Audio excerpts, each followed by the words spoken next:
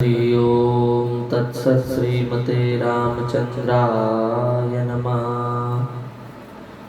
ओम नमः परमहंसास्वादितचरणकमलचिन्मकरन्दाय भक्तजनमानसनिवासाय श्रीरामचन्द्राय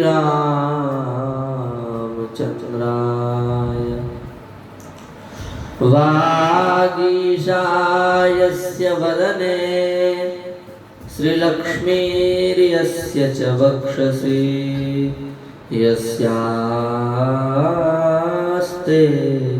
हृदये संवित्तं नृसिंहमहं भजे। वाञ्छा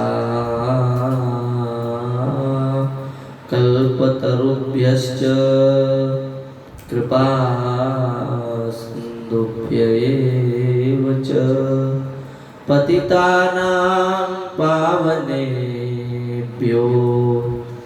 श्रीवैष्णवेभ्यो नमो नमः। हरिशरणं भक्तवांछा कल्पतरो भक्तवत्सल शरणागत वत्सल दीनबंधु दया सिंधु कृपा सिंधु आनंद करुणा के अथाह समुद्र श्री राधा माधव की आयतु की अनुकंपा कृपा करुणा से हम सभी जीव मानव जीवन का सर्वोत्कृष्ट सर्वश्रेष्ठ मानव कल्याण के लिए जो अत्यंत उत्कृष्टतम साधन है वह साधन सत्संग लाभ प्राप्त कर रहे हैं। यह श्री ठाकुर जी की हम सबके ऊपर विशेष कृपा है, विशेष करुणा है, विशेष दया है।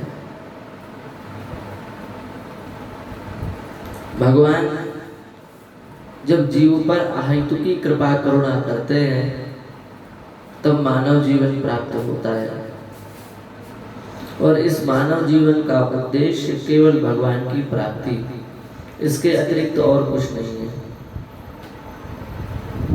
पर दुर्भाग्य यह है कि यह जीव मानव जीवन को प्राप्त करने के बाद भी भगवान के प्रेम से विमुख हो जाता है, भगवान से विमुख हो जाता है।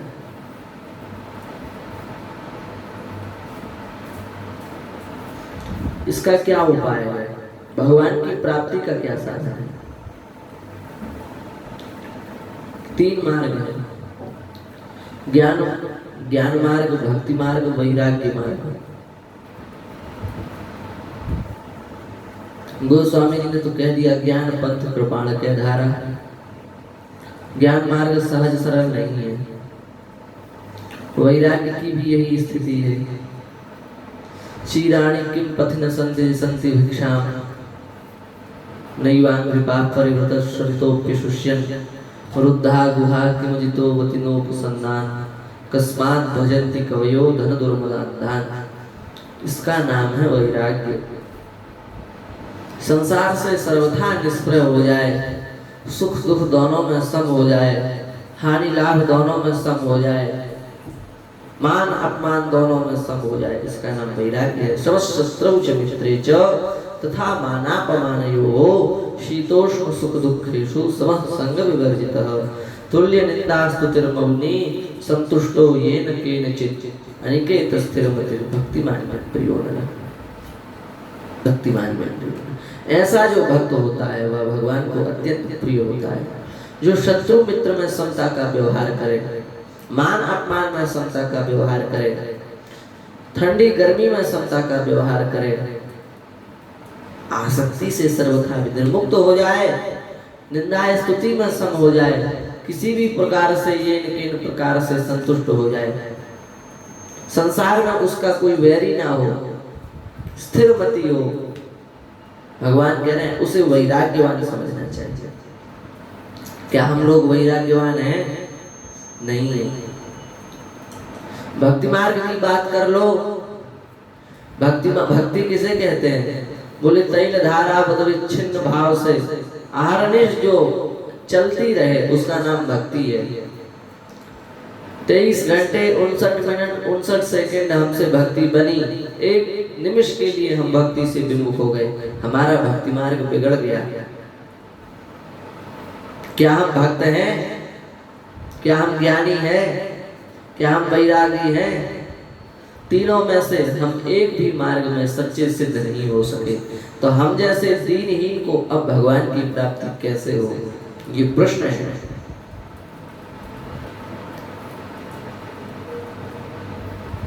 नाम जप में भी रुचि नहीं है, नाम जप से भी विमुख हो गए। संसार के इतने द्वंद्व हैं, उन द्वंद्वों में फंस जाने के कारण अब भजन भी नहीं बनता। पर संतों की कृपा से, सत्संग की कृपा से, भगवान की कृपा से मुक्त होने की इच्छा है। तो अब क्या उपाय है कि परमात्मा तत्व की प्राप्ति हो जाए? जो उपाय थे वो तो सब शिथिल हैं, उसमें से हमसे कुछ भी बनने वाला नहीं है। न तो हम ज्ञान कर सकते हैं, न हम वैराग्यवान बन सकते हैं, न हम सच्चे भक्त बन सकते हैं, और न हम सच्चे नाम जापक बन सकते हैं। फिर अधमाति अधम ऐसे जो दीनहीन जीव हैं, उनके कल्याण का क्या साधन है? बहुत प्यारी बात है। श्री जड़भरत जी रघुगण से बहुत प्यारी बात कह रहे हैं। इस बात को यदि हम जीवन में स्वीकार कर लेते हैं, निश्चित हमें परमात्मा तत्व की अनुभूति हो जाएगी। ध्यान दे करके सुने। श्री जड़भरत जी महाराज कह रहे हैं, रघुगणई तपसा नचेज्यया निर्वपणा गृहाद्वा न छन्दसा नैव जलाग्निसूर्यै बिना महत्पादरजोऽभिषेकम्। बहुत प्यारी बात कह रहे हैं। हे रघुगण, भगवान की प्राप्ति तपस्या से नहीं होती। तो कहा क्या ध्रुव जी को तपस्या से भगवान की प्राप्ति नहीं हुई? पर क्या श्री यशोदा जी को जो सौभाग्य प्राप्त हुआ, वह सौभाग्य ध्रुव जी को प्राप्त हुआ? परमात्मा तत्व की शाश्वत प्राप्ति तपस्या से नहीं हो सकती।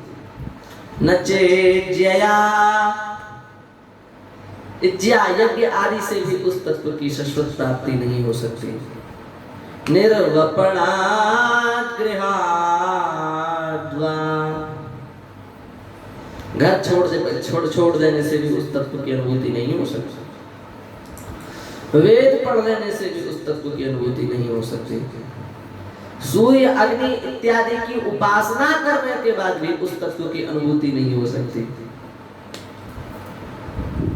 फिर उस तत्व की अनुभूति कैसे होगी? बिना महत्पादरजोऽभिषेकम्, भगवान के अतिरिक्त जिनके पास अपने कहने लायक कुछ भी नहीं है, ऐसे जो निष्किंचन निष्काम भगवान के जो भक्त हैं, उन भगवान के भक्तों के चरणों की रज का सेवन करने से भगवान की प्राप्ति हो जाएगी।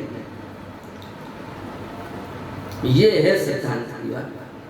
आप भक्ति नहीं कर सकते, ज्ञान की प्राप्ति ज्ञानी भी नहीं बन सकते, वैराग्यवान भी नहीं हो सकते, निरंतर नाम जप भी नहीं कर सकते, तो क्या महात्माओं की रज को मस्तक पर लगाने में कितना समय लगेगा? महात्माओं की रज को, महापुरुषों की रज को अपने मस्तक पर धारण करिए, परमात्मा तत्व की निश्चित प्राप्ति होगी। और मान लो किसी को भ्रम हो जाए, एक को सच्ची उसको ज्ञान ना हो सच्चाई से, पर केवल जड़भरत जी नहीं कह रहे हैं, ठीक यही बात सिर्फ प्रहलाद जी महाराज भी कह रहे हैं। हिरण्यकश्यप से मान लो जड़भरत जी जड़ थे, नहीं समझ पाए ठीक, तो क्या प्रहलाद जी को भी जड़ मान लेंगे? प्रहलाद जी भी यही बात कह रहे हैं। नैषान्नथ तावदुरुक्रमाङ्घ्रिं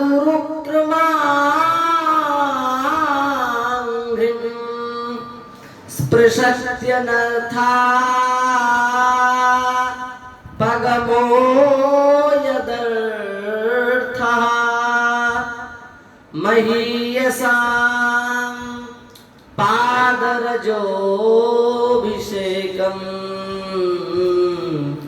निष्किञ्चनानां न वृणीतयावत्।